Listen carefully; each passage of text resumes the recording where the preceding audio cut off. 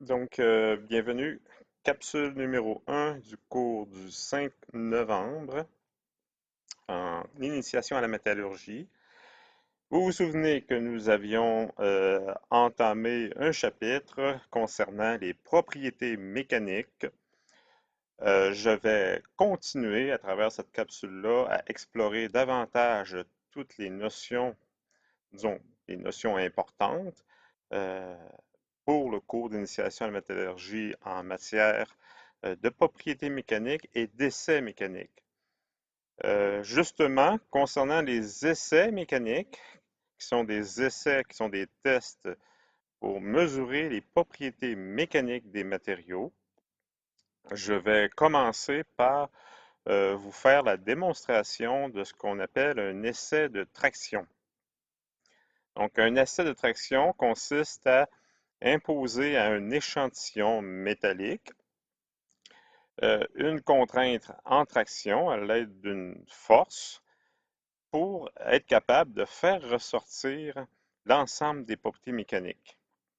Donc, on avait vu que dans la capsule précédente, que les matériaux possédaient ce qu'on appelle une limite élastique, une résistance ultime, une ductilité ainsi qu'une rigidité. Donc, les essais de traction vont être en mesure de faire ressortir ces quatre propriétés et de les mesurer précisément. Donc, je vous fais la démonstration. Ce que vous voyez ici à l'écran, c'est une machine d'essai de traction. C'est un vieil appareil.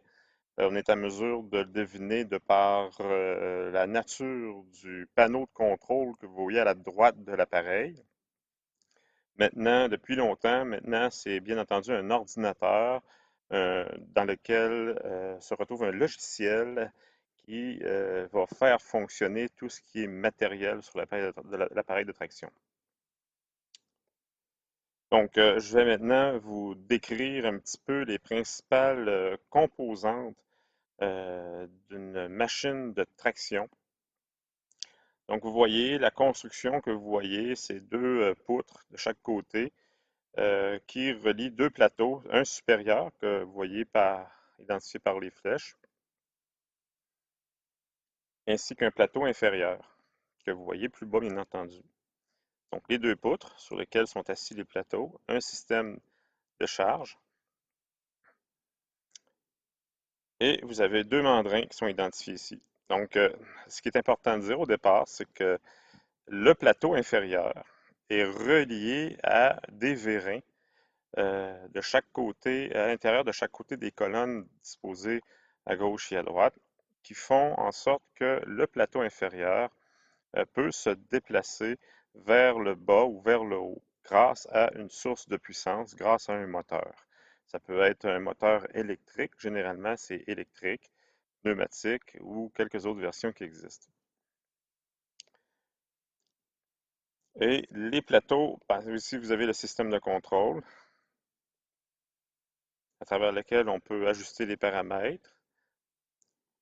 Donc, comme j'ai spécifié tout à l'heure, maintenant c'est un ordinateur qui fait le travail.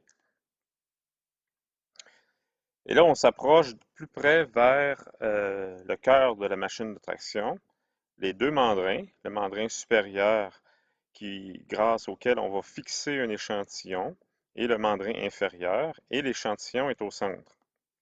Donc, on s'approche de l'échantillon, une éprouvette. L'éprouvette, elle est de forme, généralement, c'est pas obligatoire, mais ici dans la démonstration et très souvent aussi dans la vraie vie, on va utiliser des éprouvettes circulaires de 1 demi-pouce de diamètre en son centre. Et à chaque extrémité, l'éprouvette est plus large et les bouts sont filetés, c'est-à-dire il y a présence de filets, comme dans une vis, pour être en mesure de fixer l'éprouvette à l'intérieur de chacune des deux mâchoires en haut et en bas.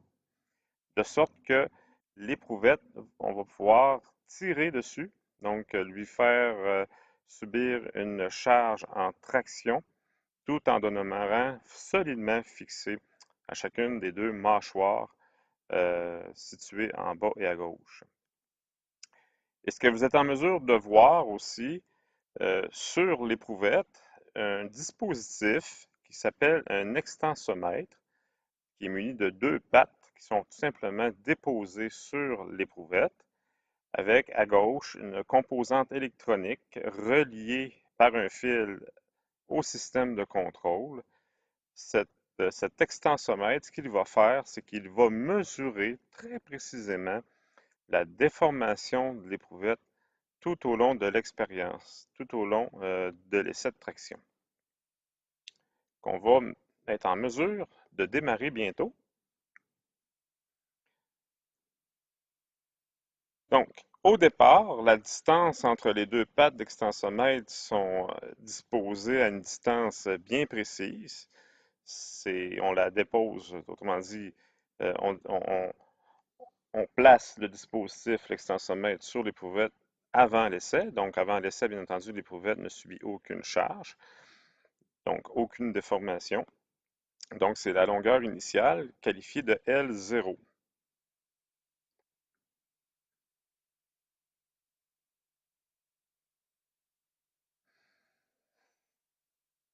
Voilà.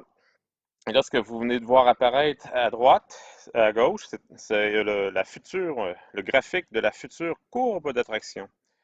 Parce que l'essai de traction va nous permettre d'obtenir une courbe. En fait, il va y avoir deux aspects de l'essai de traction qui vont être enregistrés plusieurs fois par seconde tout au long de l'essai, tout au long de la durée de l'essai. La première chose qui va être enregistrée très souvent, donc plusieurs fois par seconde, c'est la force appliquée à l'éprouvette.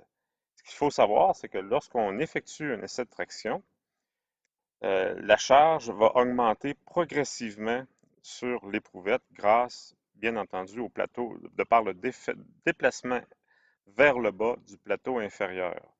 Donc, le plateau inférieur, la mâchoire en bas que vous voyez, ce échantillon, va descendre et entraîner avec lui, bien entendu, l'éprouvette, la mettre en traction.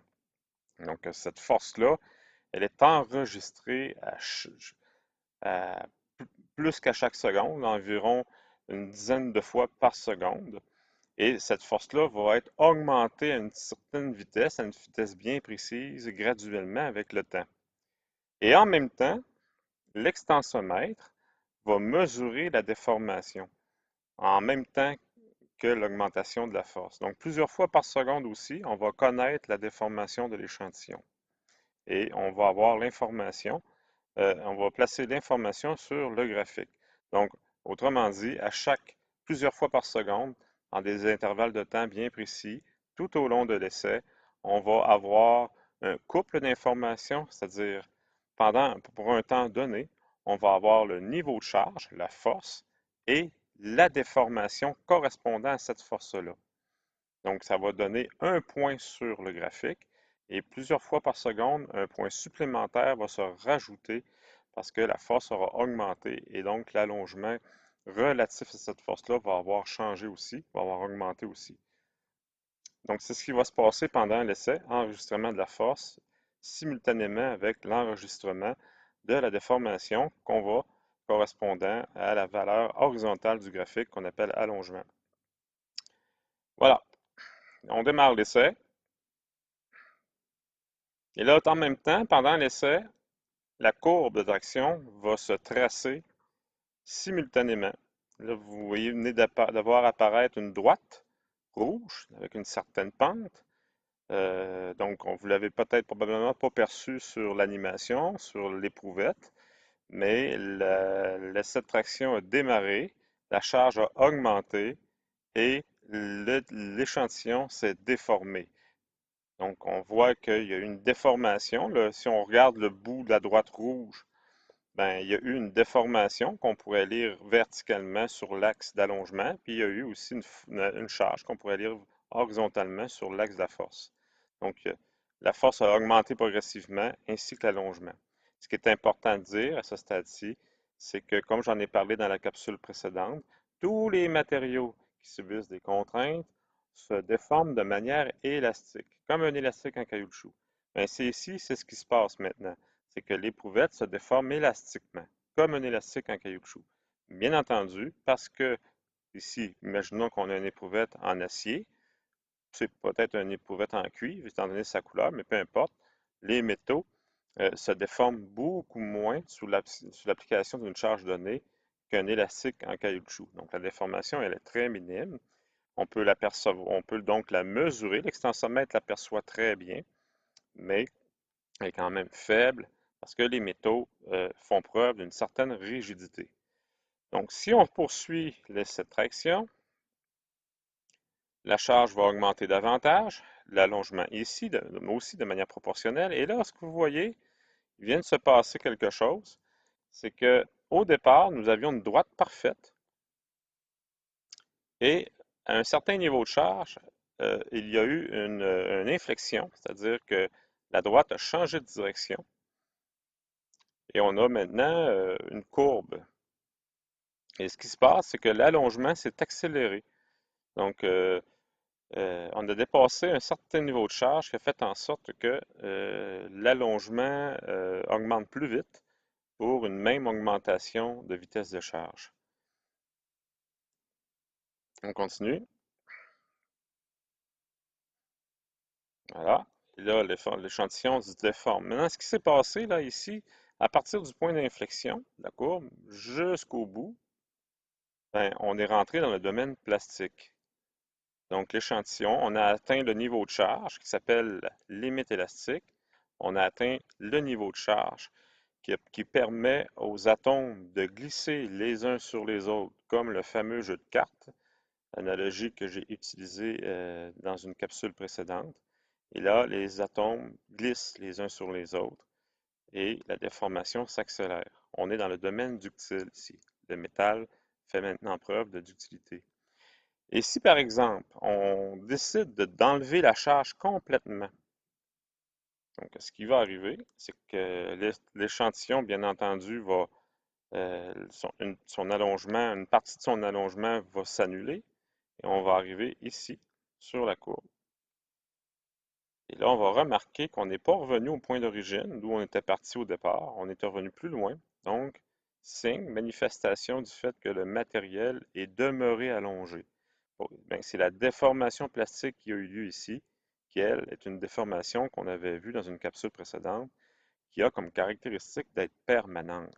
Donc, quand les cartes ou les plans glissent les uns sur les autres, ben, quand on enlève la charge, le résultat du glissement demeure. On n'a pas l'habitude de voir, de faire glisser des jeux de cartes, puis après ça, quand on lâche les jeux de cartes, que les cartes toutes seules reprennent leur empilement initial. Donc, c'est la même chose ici. Donc, on voit qu'il y a une déformation qui est permanente. Par contre, la déformation élastique, elle s'annule. La déformation élastique, elle est non permanente. C'est-à-dire qu'elle n'existe que si la charge est appliquée. L'objectif de cette traction, c'est de provoquer au final la rupture des éprouvettes. Ça se termine toujours comme ça, une éprouvette de traction, par une rupture. C'est une mise à mort. Donc, on reprend la charge. Il faut monter plus haut, là où on en était rendu. Donc, la limite élastique a grimpé, autrement dit, c'est le durcissement du métal par déformation plastique. Et là, vous voyez, vous êtes en mesure à ce stade-ci, de percevoir très bien sur l'animation qu'en son centre, l'éprouvette, elle, elle a changé de forme. Donc, elle est devenue plus mince en son centre. La zone complètement ici, là, que je mets en évidence par mon pointeur, ce phénomène-là, ça s'appelle le phénomène de striction. Rendu à un certain niveau de charge, au départ, là, la déformation plastique qui commence au point d'inflexion jusqu'ici, jusqu'à partir du moment où la courbe devient droite, la déformation plastique a lieu de manière uniforme sur toute la section mince de l'échantillon, entre les deux épaulements. Mais, à partir d'un moment donné, le centre de l'éprouvette représente une faiblesse. La charge est toujours un peu plus importante au centre de l'échantillon. Ce qui fait qu'à un niveau de charge très élevé, la faiblesse du centre de l'échantillon commence à se manifester et la déformation plastique commence à avoir lieu uniquement au centre. Et quand vous déformez un matériel en traction, donc comme vous faites l'expérience avec une gomme à mâcher, ben, vous l'amincissez en même temps. La déformation se fait dans une direction, mais le rétrécissement doit être réalisé dans d'autres directions. On ne peut pas créer de la matière en le déformant. Donc, c'est comme un élastique en caoutchouc. Vous avez aussi remarqué que lorsque vous l'étirez beaucoup, il s'amincit dans l'autre direction. Donc, c'est exactement ce qui se passe ici, mais de manière localisée. Donc, la déformation plastique, à partir du niveau de charge très élevé, a uniquement lieu ici. La déformation plastique ne se produit plus dans les extrémités de la partie mince, de sorte qu'elle demeure à son diamètre est conservé. Et ici, le diamètre a rapetissé parce que c'est uniquement là que maintenant que l'échantillon se déforme. Donc, phénomène de striction. Voilà. Et là, on poursuit. Vous remarquez que la courbe redescend. Pourquoi? Bon, euh, je vais l'expliquer, prendre une minute pour l'expliquer, mais vous n'êtes pas obligé de le comprendre tout à fait. Mais ce qui arrive, c'est que, étant donné que la surface, elle est plus petite ici, la contrainte, c'est la force divisée par la surface. Donc, la contrainte devient plus élevée parce que la force, parce que la surface devient plus petite. Donc, rappelez-vous le talon aiguille, l'analogie du soulier. Donc, une contrainte, c'est une force appliquée sur une surface, une concentration de force sur une surface. Donc, ici, du fait que l'échantillon a rapetissé, la concentration de force augmente. Donc, la contrainte, qui, elle, devrait augmenter toujours à la même vitesse, la machine de traction sent que la déformation s'accélère parce que la surface a diminué, donc la contrainte a tendance à monter trop vite. Et pour compenser, pour faire en sorte que la contrainte augmente toujours à la même vitesse, et pour compenser pour le fait que la surface rapetisse beaucoup, de manière localisée, la machine de traction va commencer à baisser de la force. Mais la contrainte ne baisse jamais parce que la surface rapetisse. Donc, pour pas que la contrainte augmente trop vite, que la déformation plastique augmente trop vite, la machine va donc baisser la charge. C'est pour ça qu'on voit la courbe rebaisser après. Et là, bien, éventuellement, atteint un certain niveau de charge, observez bien ce qui va se passer. Rupture de l'échantillon. Voilà. Le test d'attraction est terminé. Et si on compare maintenant euh, une éprouvette qui n'a pas eu de traction avec l'éprouvette que vous venez de voir, qui a subi cette traction, bien, vous êtes en mesure de constater qu'il y a eu un allongement permanent. Donc, toute la zone qui est ici, là, dans la courbe, à partir du point d'inflexion jusqu'au bout, ça correspond à l'allongement permanent, la déformation plastique que l'éprouvette a subi tout au long de l'essai de traction. Voilà.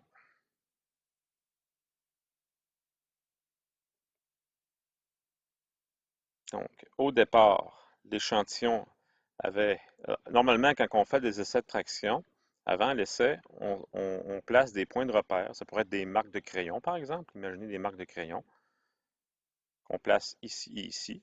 Mais généralement, on prend des distances de 2 pouces entre les deux marques. Et à la fin de l'essai de traction, on recolle l'échantillon le mieux possible ici. On fait rejoindre les deux points de rupture et on remesure une autre fois la distance entre les deux marques qui sont là. Donc, longueur finale après essai de traction. Et la différence entre les deux correspond à l'allongement. Ça correspond à la ductilité qu'on exprime en pourcentage par rapport à la longueur initiale. Voilà. Si je poursuis avec d'autres animations, je vais ouvrir ici le plus rapidement possible pour ne pas vous ennuyer avec mes manipulations de fichiers.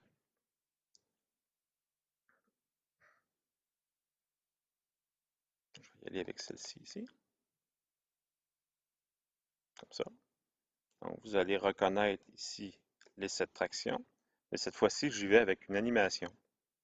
Donc, vous avez une représentation de l'éprouvette de traction ici. Vous avez la courbe de traction qui est déjà dessinée, la même courbe de traction que tout à l'heure, contrainte. Ici, on a décidé d'utiliser le mot contrainte, déformation. Et c'est tout simplement ce qu'on va faire, c'est qu'on va aller identifier les domaines du comportement du matériel. Ici, vous avez les deux marques qui sont représentées. dont je vous ai parlé tout à l'heure, qu'on fait sur une épreuve de traction avant de faire un essai de traction pour s'en servir par la suite pour mesurer l'allongement. Donc, de longueur, la distance entre les deux est de longueur 0 initiale. Et puis, on va appliquer une charge. Et vous voyez que la partie en droite qui débute, donc le premier comportement du matériel, on est dans le domaine 1, qui correspond à la déformation élastique réversible. Donc, tout ce qui est droite, là, tout ce qui est entre le début et le point d'inflexion qui est ici, donc toute la partie en orange dans la courbe, donc la partie droite, c'est le domaine plastique. Et vous voyez que la partie droite, elle est en pente, et la pente correspond à la rigidité du matériau. Module de Young, c'est pour ça que vous reconnaîtrez, vous connaissez le symbole qu'on a défini dans une capsule précédente, le symbole de la rigidité, le module de Young. Quand on applique une charge en traction sur l'éprouvette, comme vous allez le voir ici, donc vous voyez d'un côté l'éprouvette se déformer, donc s'allonger sous l'action d'une charge, une contrainte. Et on applique, vous voyez, la flèche a augmenté la charge ici.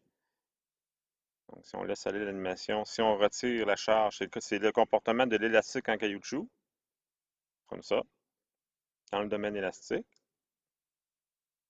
Tant aussi longtemps qu'on ne dépasse pas la limite élastique. Présentement, la flèche orange que vous voyez est à une contrainte qui correspond à la limite élastique du matériel, parce que c'est à partir de cette contrainte-là que le matériel va commencer à se déformer plastiquement. Donc, on va tomber dans le domaine plastique homogène, tout ce qui est entre la limite élastique et le dessus de la courbe, là où la courbe atteint un sommet.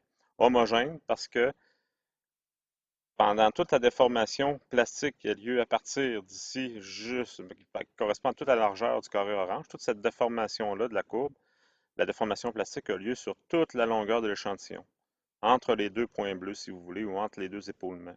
Donc, elle est homogène.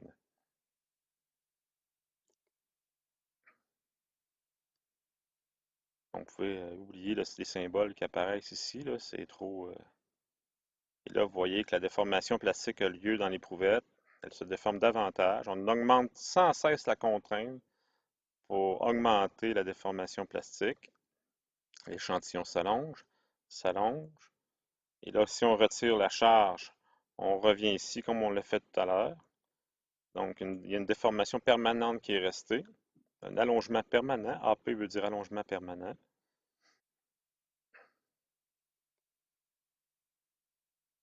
Donc, la charge a été complètement enlevée.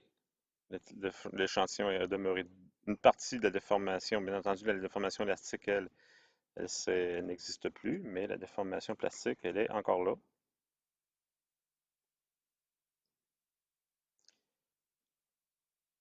Donc, toute la déformation, la section ici demeure constante parce que la déformation plastique s'est faite partout. Et là, jusqu'ici maintenant, à partir du sommet, la déformation va devenir localisée en son centre maintenant. C'est uniquement là que la déformation va avoir lieu à partir d'ici.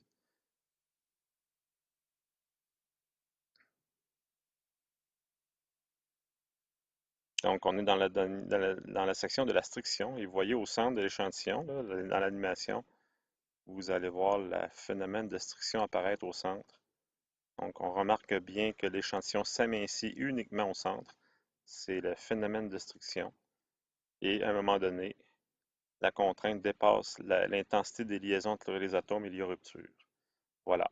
Donc, vous avez eu deux versions d'un essai de traction. Je pense que je réussis très bien à décrire le comportement du matériel sous l'action d'une traction. On va maintenant utiliser une autre, aller décrire davantage les courbes de traction. Je vais choisir la bonne animation. Voilà. Donc, comportement, caractéristique maintenant. Si on décrit, on donne d'autres informations à travers la courbe de traction. Donc, déformation élastique, c'est le module de Young. La loi de Hooke. La loi de Hooke, ça, c'est la loi qui dit que ce qui concerne que la déformation élastique, qui dit que plus vous augmentez la contrainte dans le domaine élastique de manière proportionnelle, vous allez observer une déformation élastique. C'est ça la loi de Hooke. Et si vous avez un matériel dont la courbe de traction ressemble à ça, et qui a rupture à ce point-là au bout, c'est un comportement fragile. Donc, il y a pas de zone plastique. On a un matériel qui a un comportement fragile. Comme par exemple, si vous faisiez un essai de traction sur une céramique ou sur du verre, ben, c'est à ça que ressemblerait la courbe de traction complète. Donc, on ne s'attendrait pas à avoir une déformation plastique. La limite élastique correspond aussi à la résistance ultime en traction. Donc, ça démontrerait un comportement fragile. Par contre, euh, les métaux sont capables de faire preuve de ductilité. Puis là, ce que vous voyez ici, c'est une courbe de traction qui s'apparente à celle d'un métal ou d'un alliage métallique, donc avec présence d'une déformation plastique plus ou moins importante, tout dépendant du métal, tout dépendant de son état métallurgique. Comportement ductile. Voilà.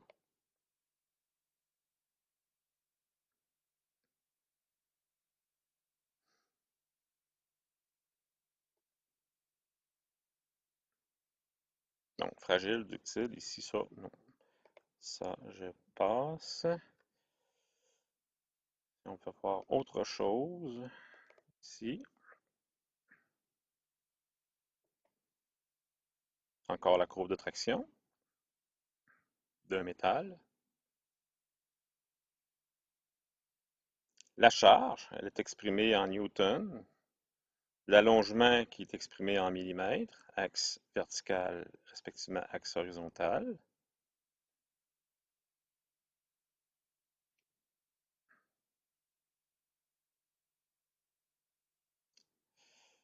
La contrainte, donc dans une capsule précédente, on avait bien défini la notion de contrainte. Le symbole d'une contrainte, c'est sigma, le petit sigma, une lettre grecque nominale, ça égale à la charge ou la force divisée par la surface perpendiculaire. L'unité de mesure métrique est le mégapascal.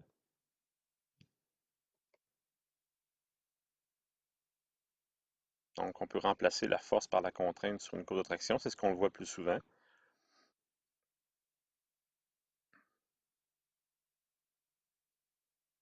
Et puis, on va identifier maintenant les positions de clairement identifier la déformation.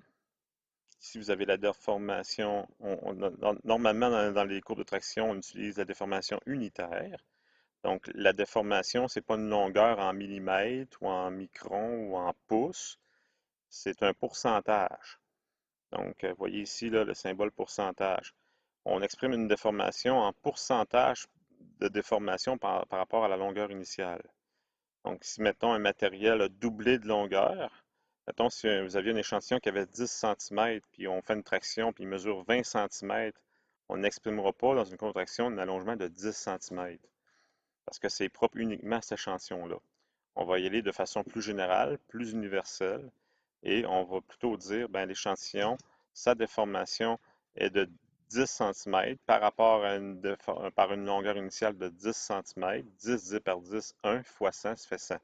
Autrement dit, l'échantillon, en doublant de longueur, donc de 10 à 20, il y a eu une augmentation de 100%. À chaque fois que vous doublez quelque chose, si vous doublez votre salaire, ou de vos notes ont doublé dans le cours. Mettons que vous aviez votre examen était de 40 au premier examen et au deuxième examen, votre note est de 80. L'augmentation de votre note est de 100%. Elle a doublé. Bon, c'est la même chose ici. Donc, c'est comme ça qu'on exprime une déformation en pourcentage.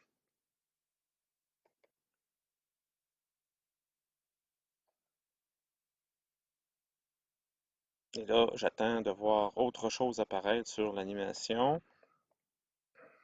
OK, c'est tout. Bon, parfait. Maintenant, j'y vais avec celle-ci, une dernière, concernant les essais de traction.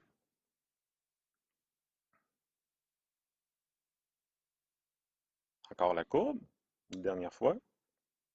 Donc, caractéristiques mécaniques en traction d'un matériau. Donc, pour faire un petit résumé, la limite proportionnelle d'élasticité ou la limite élastique elle est ici. Donc, RE, c'est le symbole de la limite élastique. R pour résistance, E pour élastique. Donc, la limite élastique, c'est la contrainte que vous voyez ici, là, je mets en évidence en entourant, là, puis le symbole, c'est la contrainte pour laquelle la déformation plastique débute, donc au point d'inflexion. Ça, c'est la limite élastique réelle, vraie, on peut dire. OK. Ici, vous avez le domaine élastique qu'on a mis en évidence tout à l'heure. Voilà. Si je continue.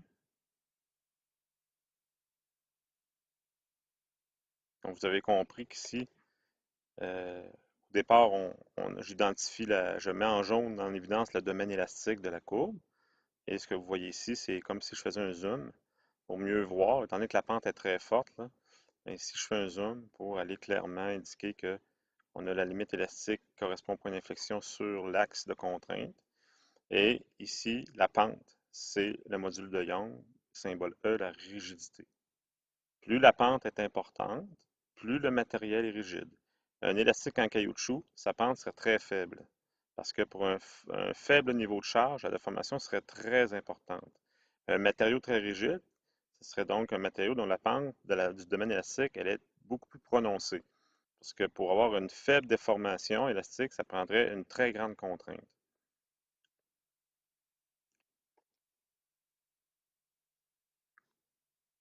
Et là, on va aller identifier aussi la limite élastique de l'ingénieur. Euh, je ne sais pas si ça vaut la peine de mieux la décrire, mais ça correspond, c'est une autre façon d'aller chercher la limite élastique, légèrement différente de la limite élastique réelle. Mais ce qu'il faut savoir, c'est que les points d'inflexion, en réalité, dans les vraies courbes de direction, c'est pas très clair souvent. Le point d'inflexion est difficile à aller identifier. De sorte qu'on fait, on fait un truc pour se simplifier la vie. On se déplace à 0,2% de déformation par rapport à l'origine. On trace une droite parallèle de la même pente. Puis on s'en va croiser la courbe à un certain endroit. Et au point de croisement, on s'en va lire sur l'axe des contraintes, à quoi ça correspond. Et ça, on appelle ça la limite élastique de l'ingénieur ou la limite conventionnelle. Parce qu'en réalité, les points d'inflexion que vous voyez ici sont pas toujours clairs. Donc, c'est difficile de voir, là, de déterminer où exactement est la limite élastique. Donc, ce qu'on fait, c'est qu'on dit à tout le monde qui font des attractions, mettez-vous à point 2, au croisement de la courbe, c'est la limite élastique. Voilà.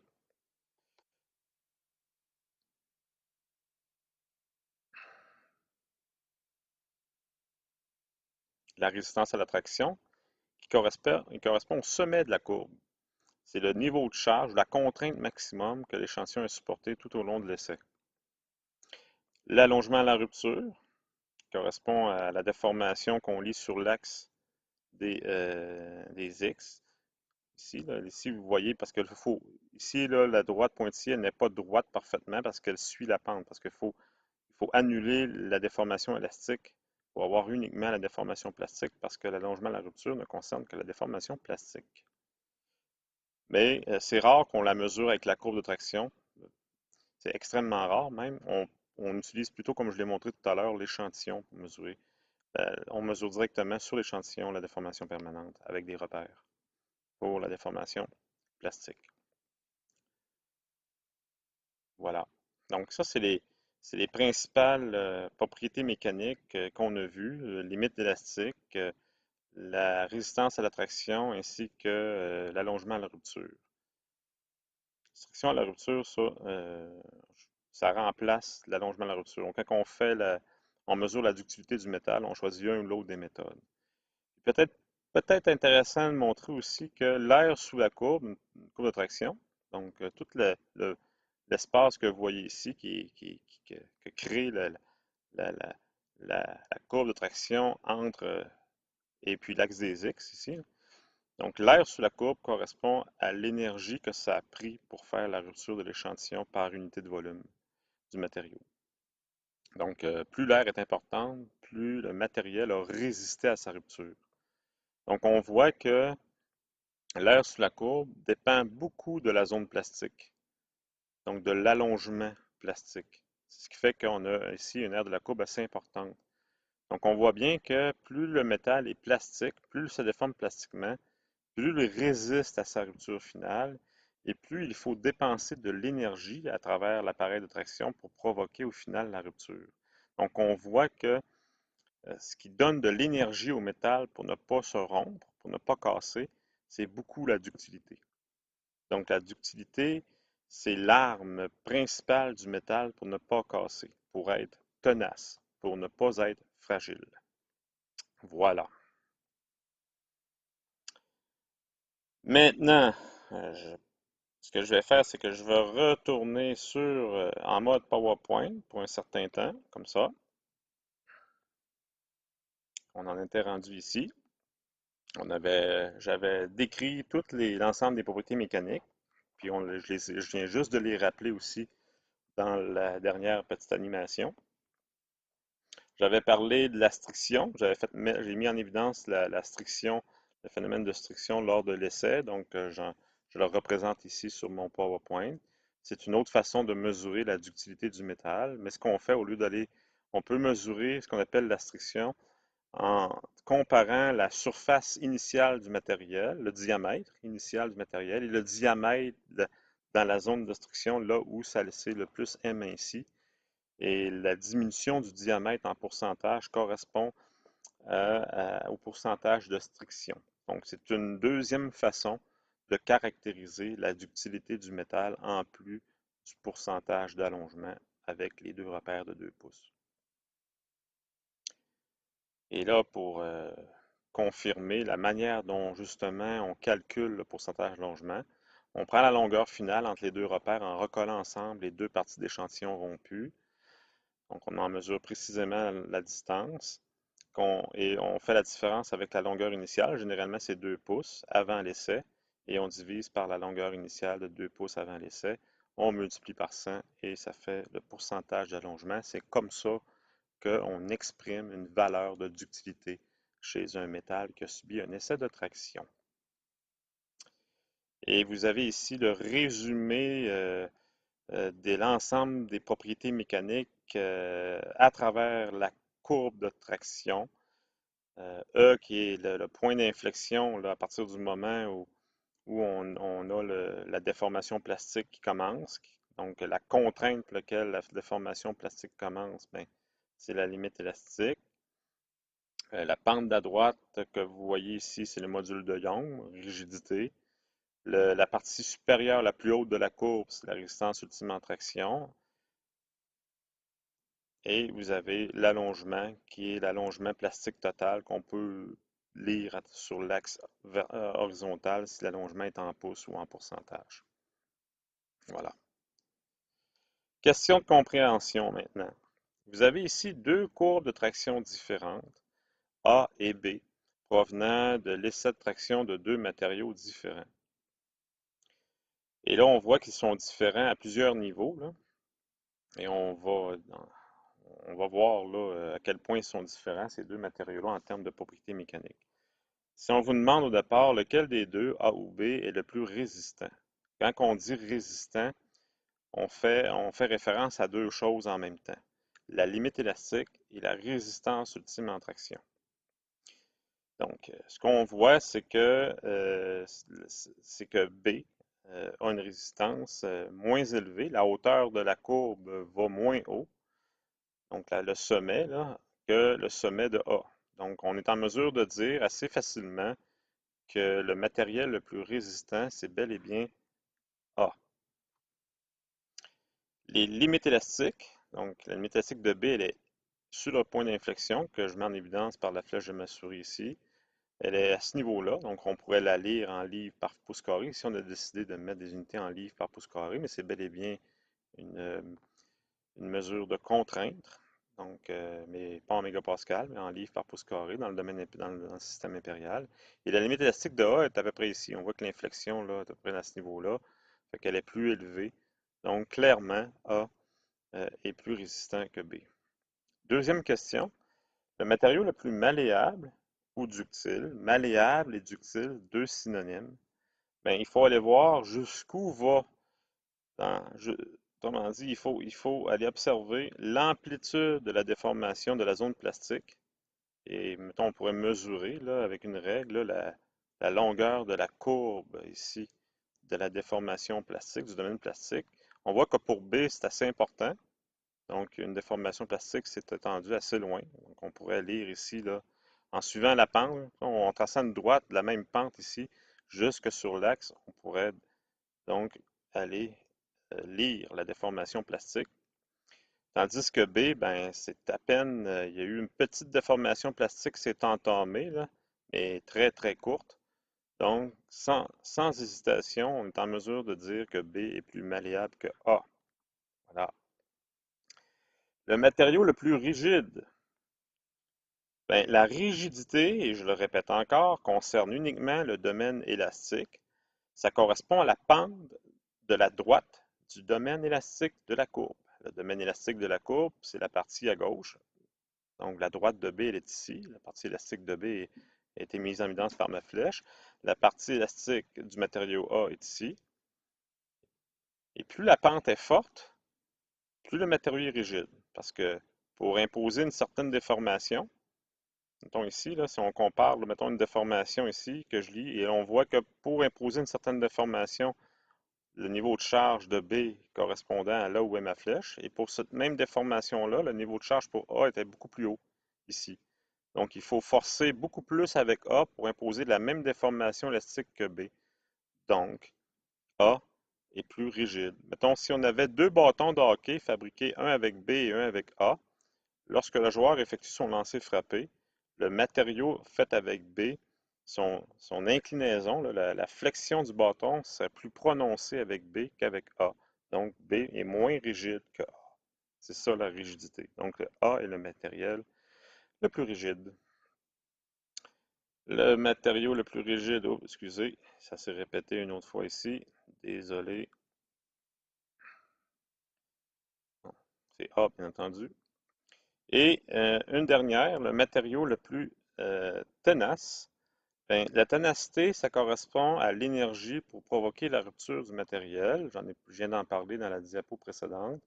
C'est ben, dans l'animation, finalement, dans la dernière animation, à la toute fin, la surface sous la courbe. Lorsque, mettons, vous tracez une droite en A, jusqu'ici, vous allez générer une certaine surface sous la courbe, mais on voit bien qu'avec B, du fait que sa ductilité est plus grande, sa déformation plastique est plus élevée, ça génère du même coup une surface sous la courbe plus grande qu'avec A. Donc, A est plus fragile que B, ou B est plus tenace que A. Donc, c'est B, le matériel le plus tenace, qui va être le plus le plus difficile à casser, malgré que sa résistance est plus faible, parce que la ductilité va vraiment contribuer à faire que B va être plus difficile à rompre au final. Voilà. Et si on complète avec la distinction qu'on doit établir entre rigidité et résistance, un matériel peut être plus rigide qu'un autre, mais moins résistant. Vous avez ici deux courbes de traction où on a exactement le cas que je viens de vous mentionner. A est plus rigide que B. On voit que sa pente dans le domaine élastique est plus forte, mais beaucoup moins résistant. Vous voyez que la limite élastique là, est beaucoup plus basse que la limite élastique de B qui est ici. Donc, vous avez deux matériaux, un qui est beaucoup plus rigide que l'autre, mais beaucoup moins résistant. Donc, ça peut paraître là, dans le langage commun, donc vous êtes dans une conversation, puis là, vous parlez, puis vous dites, moi, j'ai fait affaire avec un matériel, il n'était pas très rigide, mais il était vraiment résistant. Là, c'est certain que 95% du monde vont vous regarder avec des yeux bizarres, puis de dire, voyons, ce que tu me dis, toi là, c'est un ou l'autre. Tu ne peux pas être noir et blanc en même temps. Ben, c'est 95% du monde ne font même pas la distinction entre rigidité et résistance. Les ingénieurs, ils la font très bien, comme moi, mais il y a clairement ces deux choses complètement différentes. Donc, oui, un matériel peut être très peu résistant, mais très rigide. Donc, c'est pas du tout la même chose. Donc, il faut se rappeler que la rigidité, c'est la résistance à la déformation élastique. Donc, et la résistance, ben, c'est le niveau de contrainte qu'il faut atteindre pour soit commencer à faire déformer plastiquement le matériel ou à le faire rompre. Là, on voit bien qu'avec les deux courbes que vous voyez là, on peut très bien avoir un matériau très rigide mais très peu résistant, et on peut avoir un matériau beaucoup moins rigide mais beaucoup plus résistant. Donc, rappelez-vous là, du phénomène j'aurais pu la glisser comme image, là, mais le roseau. Vous entendez, vous avez déjà probablement entendu du monde utiliser le roseau comme analogie pour qualifier quelque chose qui est, ou quelqu'un qui est, euh, qui est résistant. Il se plie au vent, donc les roseaux plient très facilement sous l'action du vent, mais ils ne cassent jamais. Donc le roseau est très peu rigide parce qu'il se déforme élastiquement beaucoup sous l'action du vent, mais il ne cassera pas. Voilà. Donc, ductile versus fragile, oui, j'ai oublié d'utiliser les petits pointillés pour vraiment comparer les résistances entre les deux. Là, on voit bien que B, sa résistance est beaucoup plus élevée que A, de par l'utilisation des pointillés pour aller lire le niveau de charge de chacune des deux limites élastiques. Donc, A est plus rigide que B, pourtant B est plus résistant que A. Vous avez encore deux courbes de traction. En fait, ce sont les mêmes que tout à l'heure, mais je vais juste mettre en évidence le fait que euh, A est plus fragile parce qu'il n'y a pas beaucoup de ductilité. Sa surface sous la courbe est plus faible. Et B est plus ductile, bien entendu.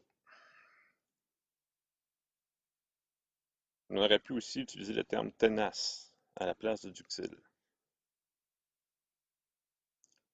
Maintenant, et justement, fragilité, ténacité, on peut, comme on vient de le voir, euh, déduire qu'un matériel a un comportement fragile ou tenace en regardant sa courbe de traction. Donc, on a vu que la surface sous la courbe pouvait nous montrer, nous donner un indice sur la nature fragile ou tenace d'un matériau qui a subi un essai de traction. Cependant, en métallurgie, il existe un essai qui est conçu justement pour mesurer précisément la ténacité et la fragilité d'un matériel. On va mesurer l'énergie à la rupture d'un matériau. L'essai d'impact, on peut aussi, il est communément appelé dans le domaine l'essai Charpy.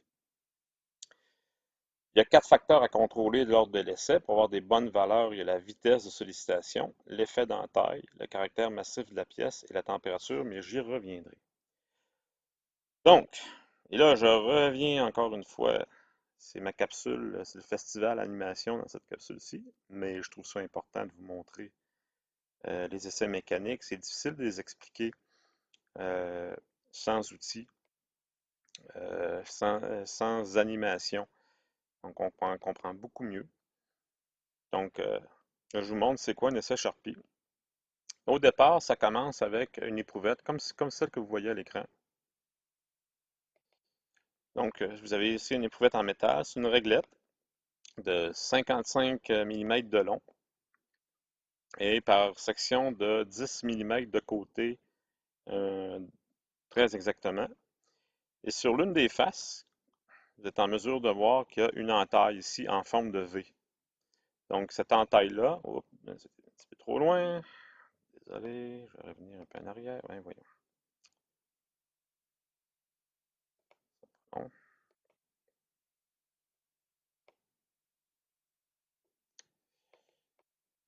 bon, ça marche plus ou moins mon affaire ici, là.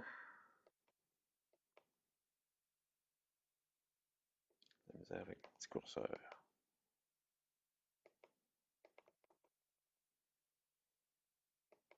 Je sais pas ce qui se passe, là. Je pense qu'il est comme planté. On va recommencer. Il a fait quelque chose que j'ai pas aimé. Ouais, qu'il a pas aimé. Bon, je recommence. Donc, vous avez la petite réglette ici. Donc, 55 mm de long par 10 mm de côté, avec une entaille qui est pratiquée ici sur un des côtés. Cette entaille-là va servir comme amorce de rupture. Essai de résilience, essai de haut choc, essai Charpy, essai de ténacité, tout ça, c'est des synonymes. Et là, on va utiliser un dispositif qui va nous permettre de rompre l'échantillon et d'en mesurer l'énergie nécessaire à sa rupture. Donc, ce que vous voyez ici, c'est ce qu'on appelle un mouton pendule ou un dispositif d'essai Sharpie. Donc, si on s'approche davantage, on voit qu'il y a un système de cadran avec une aiguille ici. Donc, l'aiguille, elle est là, avec un système à cadran qui fait tout le tour ici, en cercle. OK? Et sur ce cadran-là, il est gradué en énergie. Ça peut être des joules, généralement c'est des joules, ça peut être une autre unité d'énergie. Et là, on vous parle ici d'énergie potentielle initiale du pendule. Le pendule. Donc, on va faire un petit... Ah, ben le pendule, j'aurais pu faire un petit... Je vais vous le représenter tantôt. Si on descend plus bas, vous avez notre fameux échantillon. Ah, il est là. Je suis sûr que vous vous êtes inquiété à savoir qu'est devenu l'échantillon de tout à l'heure. N'ayez crainte, il n'est pas perdu. Il a été placé justement ici, tout à fait en bas du dispositif, avec l'entaille qui est placée à gauche, du côté opposé du point d'impact. Tantôt, je vais vous montrer un pendule dans lequel il y a un marteau. Et le marteau, lui, il va basculer tout à l'heure et il va frapper l'échantillon en le frappant sur sa section à droite. L'éprouvette, elle est tenue de chaque côté. Donc, l'éprouvette va être mise en flexion. Et on va provoquer sa rupture tout simplement en la coupant en deux. Donc, c'est méchant, les essais mécaniques. On finit toujours par tuer l'échantillon. Donc, c'est une mise à mort. Donc, vous voyez ici le mouton pendule. Il va descendre. Il y a un opérateur qui va actionner un petit bouton qui va relâcher le marteau que vous voyez là. Et le marteau va basculer, percuter l'échantillon. Ah, paf. Et là, c'est fait. L'échantillon est coupé en deux. Vous ne l'avez peut-être pas vu sur l'animation.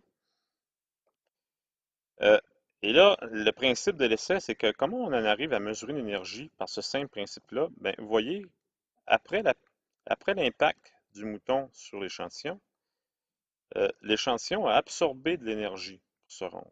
Où a-t-il pris son énergie? Ben, il l'a pris de la masse à partir de la masse et de la vitesse, donc du pendule. Ensuite, le pendule est remonté à une certaine hauteur, H. Donc, l'énergie cinétique que le pendule a acquise à partir d'une certaine hauteur, de par son poids, donc, et de par la force gravitationnelle, il a gagné en énergie cinétique. Quand il a percuté l'échantillon, il avait une certaine énergie cinétique bien précise. Une partie de cette énergie cinétique-là a été utilisée pour rompre l'échantillon, de sorte que le marteau a été ralenti, a été freiné en partie, et perdu de l'énergie au détriment de l'éprouvette qui s'est rompue, et donc remonté moins haut que sa hauteur de départ. L'animation va vous montrer la différence de hauteur entre le départ du marteau et son arrivée, son basculement de l'autre côté. Donc la différence de hauteur, H0 moins H, correspond à l'énergie que ça a pris pour faire la rupture de l'échantillon. Donc ça, c'est avant et ça, c'est après rupture. Donc, vous voyez là que le métal, là, il y a ce qu'on appelle un faciès de rupture. Et en regardant l'allure du faciès, on est en mesure de deviner aussi si on a eu affaire à une rupture ductile ou tenace, ou à l'inverse, si on a une fracture fragile.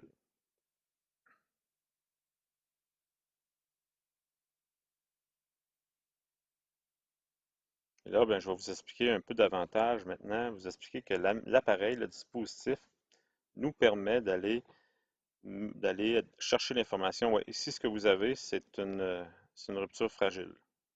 Donc, granuleux, brillant, tandis que l'autre faciès, c'était un faciès ductile. Voilà.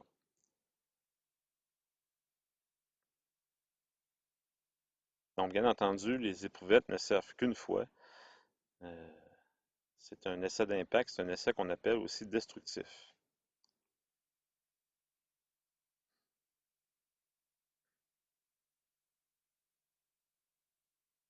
Je ne suis pas certain que l'animation va nous montrer comment on va chercher l'information d'énergie absorbée. Ça a l'air d'être pas mal terminé, on dirait. Eh oui, ok. Je vais reculer l'animation alors pour vous montrer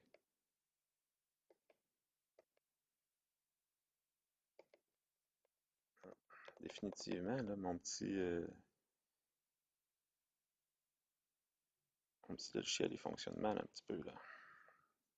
Fermer, on va rouvrir. Voilà. Vous avez vu tout à l'heure le système à cadran. Je vous ai expliqué que la façon dont on va prendre la lecture d'énergie absorbée, je mets ça sur pause, on va s'approcher, comme on l'a fait tout à l'heure. Donc ça, c'est H0, hein, la hauteur initiale du marteau. On voit que le marteau était plus haut que sa hauteur de remontée. Ça, c'est le système à cadran. L'animation, je ne vous l'ai pas montré tout à l'heure à la fin, mais lorsque le marteau est actionné, il actionne aussi l'aiguille que vous voyez ici. Ok. À partir du moment où le marteau va frapper l'échantillon et remonter, il va actionner l'aiguille dans sa remontée. Donc, il y a un dispositif qui va faire en sorte que l'aiguille va se déplacer. Et plus le marteau remonte haut, ça veut dire qu'il n'y a pas beaucoup perdu d'énergie. Ça veut dire que l'énergie associée à la rupture d'échantillon est basse. Ben, l'aiguille ne se déplacera pas beaucoup. Et là, vous avez des graduations ici qui vont en ordre, qui croissent avec, ce sont des valeurs numériques d'énergie en joules, par exemple, qui vont en augmentant au fur et à mesure que vous allez vers la droite. Donc, plus l'aiguille se déplace vers la droite, ok, plus, autrement dit, ce sont des valeurs d'énergie qui vont faire en sorte que on va être capable, selon la remontée du matériel, lire l'énergie absorbée. Donc, tout dépendant de la position où ce que l'aiguille s'arrête après la remontée du marteau, on va lire une certaine valeur d'énergie. Voilà, c'est comme ça que ça fonctionne. Je vais refermer ça. Revenir encore une fois à mon PowerPoint. Donc, essai d'impact.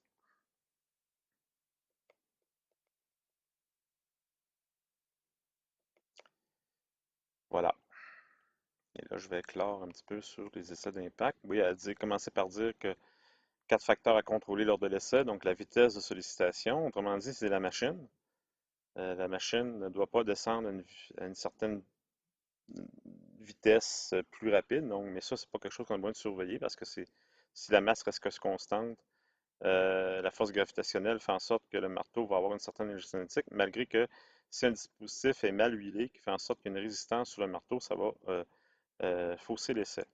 L'effet d'entaille, donc il faut que l'entaille soit effectuée de manière conforme parce qu'elle influence le résultat. Le caractère massif de la pièce, donc plus la pièce est massive, plus elle résiste au choc habituellement. Et la température d'essai. On peut faire varier, soit dit en passant, les températures d'essai.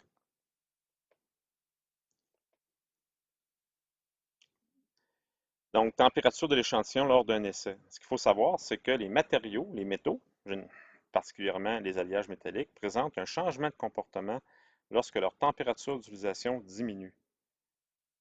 Donc, la quantité mesurée lors de l'essai, l'énergie, est dépendante de la température. Donc, vous avez ici une image.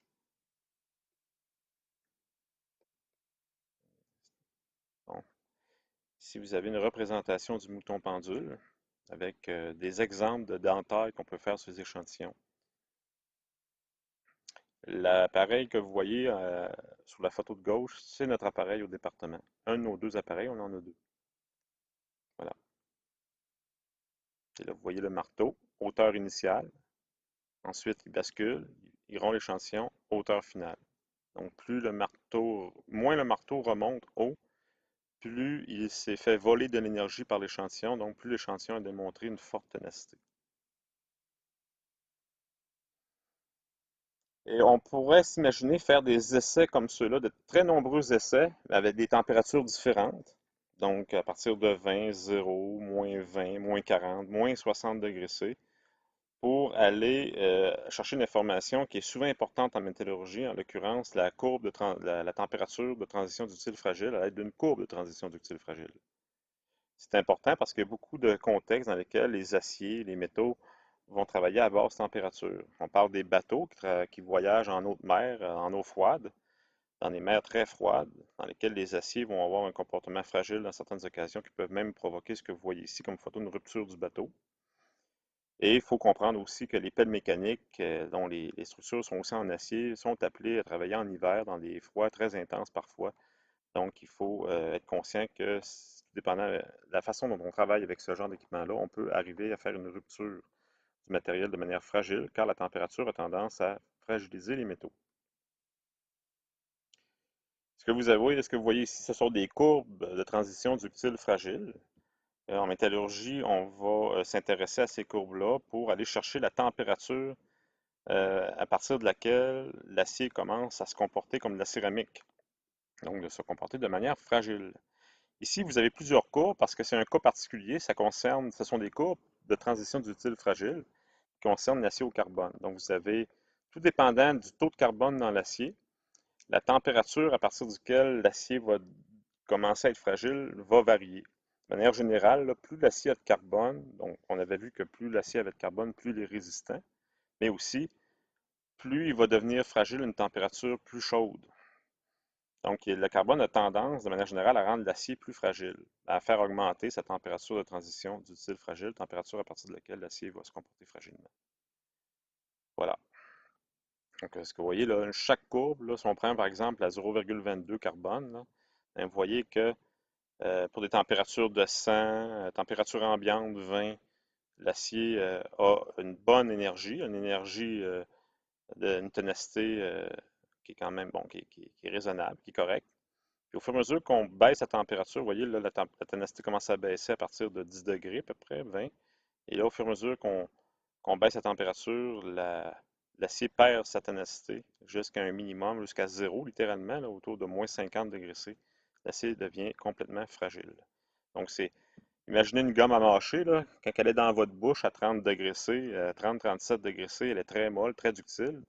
Mais si vous la sortez de votre bouche, puis que vous la séjournez à l'extérieur en hiver à moins 25, moins 30, puis que vous allez la rechercher une heure plus tard, vous allez voir qu'elle n'a pas du tout le même comportement mécanique. Elle va être, donc vous pourriez réussir à la casser comme si c'était un bloc de céramique.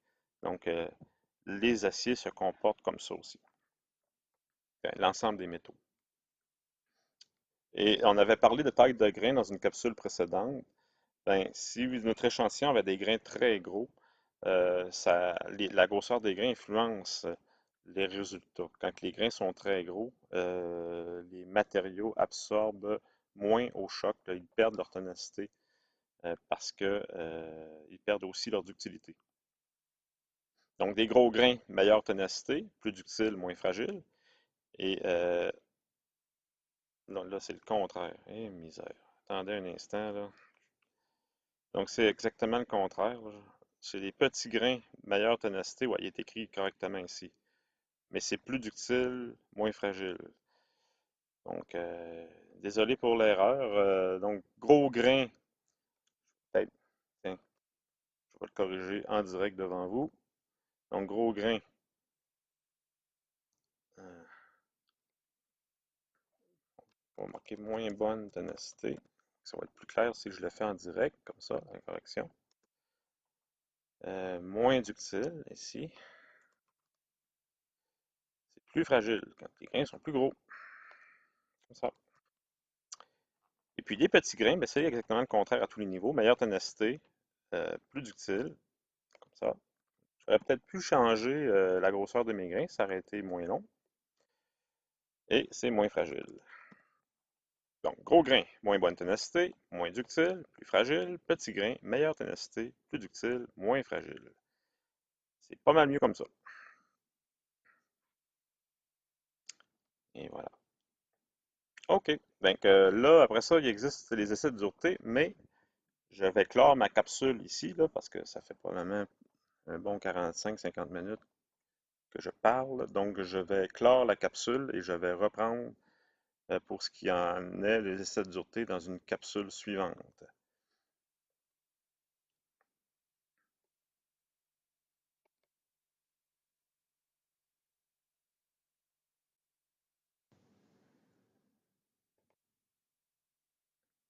Bienvenue. Capsule numéro 1 du cours du 5 novembre.